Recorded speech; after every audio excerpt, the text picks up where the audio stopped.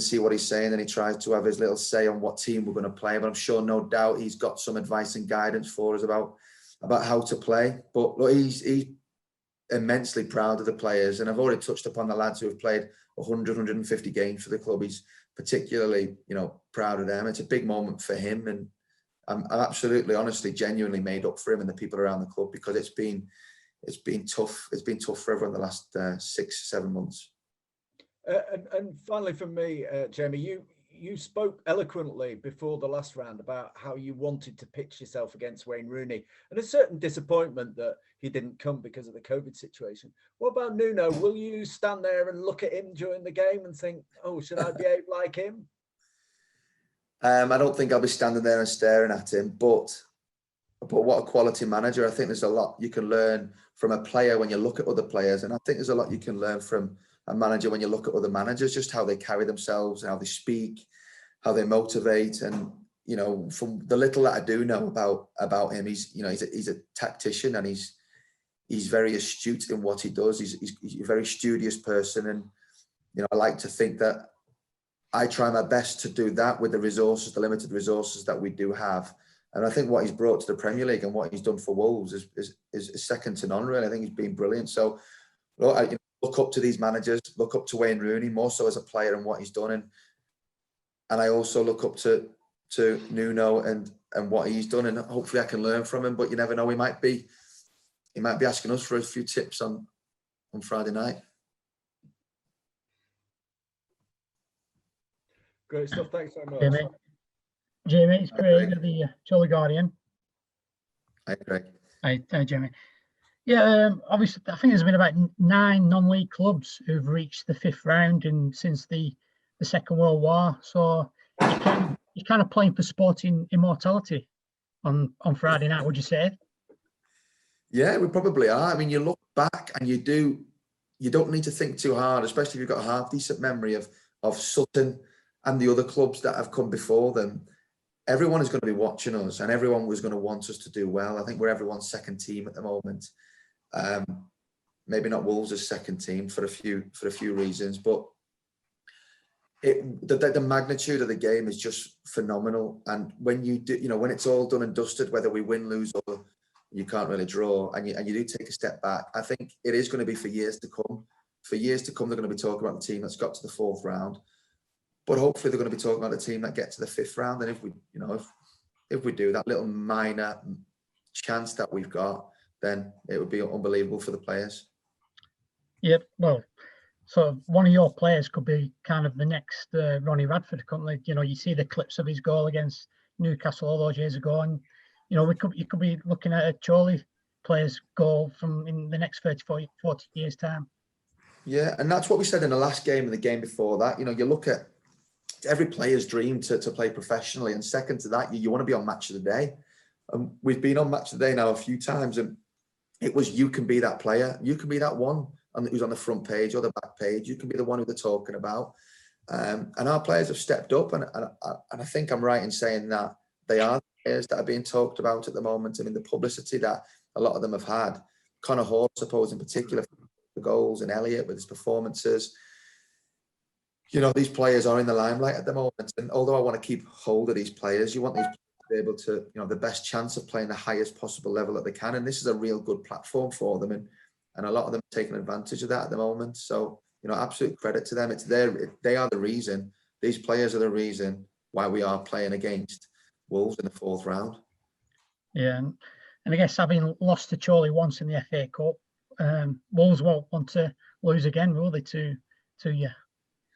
No, I don't think any team would want to lose to us, to be honest. The embarrassment of losing to a non-league side now is there.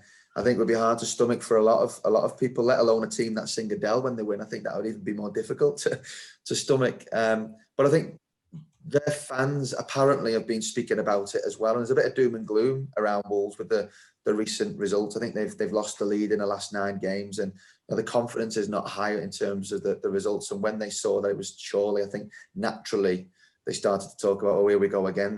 They did us 3-0 in 86. Could it be again? Are they going to beat us again? And I think the pressure is on them to come and win, and probably that pressure goes against us a little bit, because I think he'll want to play one of his as strong as sides, so that you make sure that there are no banana skins there, because we have proven that we're able to beat some of the better sides that we've come up against. Yeah, well, in your time in non-league, did you ever expect sort of this situation to happen? Get to the fourth round of the FA Cup? No, never. I mean, we talk about getting to for us and at our level is the first round. Getting to the first round, that is the biggie. You get to the first round and we get a big side, then great. And obviously after that, second round, wow, the bigger sides. And then it's the third. Can you get to the third and draw a Prem? You don't think about getting through to the fourth, never ever. And now we're thinking about even trying to get through to the fifth. Even to be in the draw, that was just a surreal moment, just watching our name being called out for the last 16, or at least last 16 in terms of the fixtures. So it's been unbelievable. But I'm pleased to say that the lads seem to be enjoying the moment and enjoying the limelight and having all the interviews and everything else that comes with it, because I think they need to totally enjoy it and use it to their advantage as much as they can. Yeah, and Victory Park is a tough place to come into. If you think about it, over the last 2 or 3 years, Doncaster, Fleetwood, obviously Derby, they've all struggled, haven't they, to get results at Victory Park. Yeah, and I think over the years, Chorley is a difficult place to come because of such the hard work and nature, the intensity of how we do try to play over the last few years. So we're going to try our best to make it a tough game.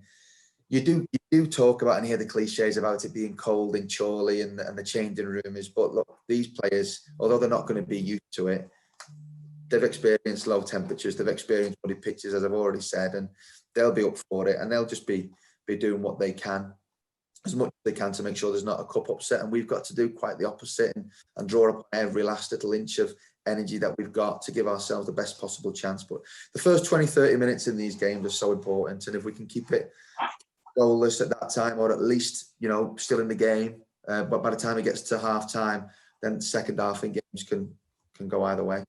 Yeah, and with the run you've been on, recently, not just in the cup, in the league as well, your confidence must be high, and you must be thinking that anything can happen, really. Without doubt. I think without the last 4 or 5 games and without the run in the league, we wouldn't be, even the way that I'm getting asked questions, there wouldn't be that belief that we've got a chance.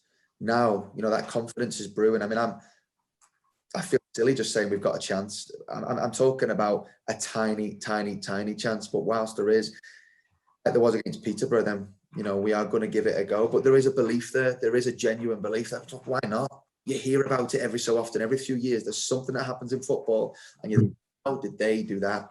And that could be us. Yeah, and just finally from me, how's the squad looking? Is there anybody, suffering with any kind of injury or anything like that? There is. We've got a couple of injuries. We've got Lewis Riley, who's pulled his hamstring. We've got Willen Tomlinson, who's suffered from his hamstring. Harry Cardwell, a little bit of a doubt with his calf.